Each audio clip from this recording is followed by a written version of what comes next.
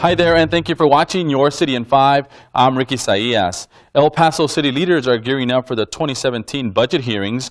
The main focus of this year's budget, public safety. We believe that this year's budget meets the priorities of the mayor and council as set forth during our discussions leading up to the budget. El Paso City Manager Tommy Gonzalez and the leadership team have been working hard during the last few months to create a balanced city budget for the coming 2017 fiscal year. I think this year's budget really places high priority on public safety. The proposed budget is aimed at adding more funding to police and fire departments. We also have almost $3 million set aside to replace equipment, sorely needed equipment in fire and in police, as well as paying for quality of life projects, improving animal services, and providing more money for streets and maintenance. A lot of the areas that are priorities not only for the mayor and council but for the community, because they hear from the community that these are their priorities, are what we're funding in this year's budget.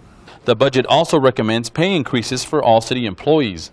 This year, because we've had a very good budget cycle the last couple of years, we really feel like we're in a position to give these pay increases and take care of the people who take care of our streets, the people who take care of our parks, our libraries, the folks that really do the manual labor out there. The proposed budget may result in a property tax increase of about $38 per year on a $100,000 home. The tax rate increase is to cover those items that were voter approved or approved by City Council. So this is going to cover the capital projects, the streets and the quality of life projects, as well as the fire collective bargaining impact that the voters approved last year.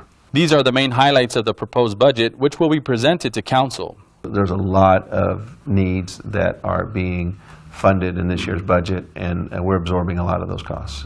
Public hearings begin on Tuesday, June 28th at City Hall. The public is also invited to attend. The hearings will also be shown on the city's government channel, City TV, and online by visiting elpasotexas.gov. In other happenings, the city of El Paso has reduced bridge toll fares for all empty commercial vehicles traveling into Juarez through the Isleta port of entry.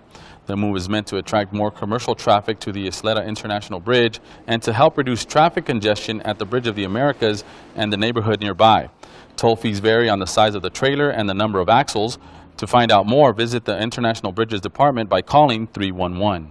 And speaking of traffic, don't be that driver. You know, the one that blocks the box at intersections, creating more traffic. Drivers who block the box usually stop in the middle of an intersection because they don't want to wait for the light. El Paso Police says it's happening more often around town, and they're asking drivers not to do it. They're going to create more congestion and put themselves in a very precarious situation in that now the light is red, they're at an intersection, and they're knowing that cars on the cross street have a green light and are trying to get through. So yes, they are creating a hazard, so don't block the box. You could get cited for blocking the box. Remember, you can find traffic information around town by visiting the Commuter Hub. It's on the city's website, elpasotexas.gov. Dozens of out-of-town decision makers got a chance to find out exactly what our great city has to offer. Mayor Oscar Leeser hosted his 4th Familiarization Tour, or FAM Tour as it's known. Visitors were taken to local attractions like San Jacinto Plaza and the El Paso Zoo. The group also met with local business and city leaders. The tours are paid for by donations from the private business sector. Mayor Leeser says they're a great way to showcase El Paso and draw new business. You know, how do you create business opportunity? You go out and you show off your city. And how do you do that? By bringing companies to El Paso and allow them to see how El Paso is growing and how El Paso is continuing to thrive. So far, more than 100 business leaders have taken part in the FAM Tours.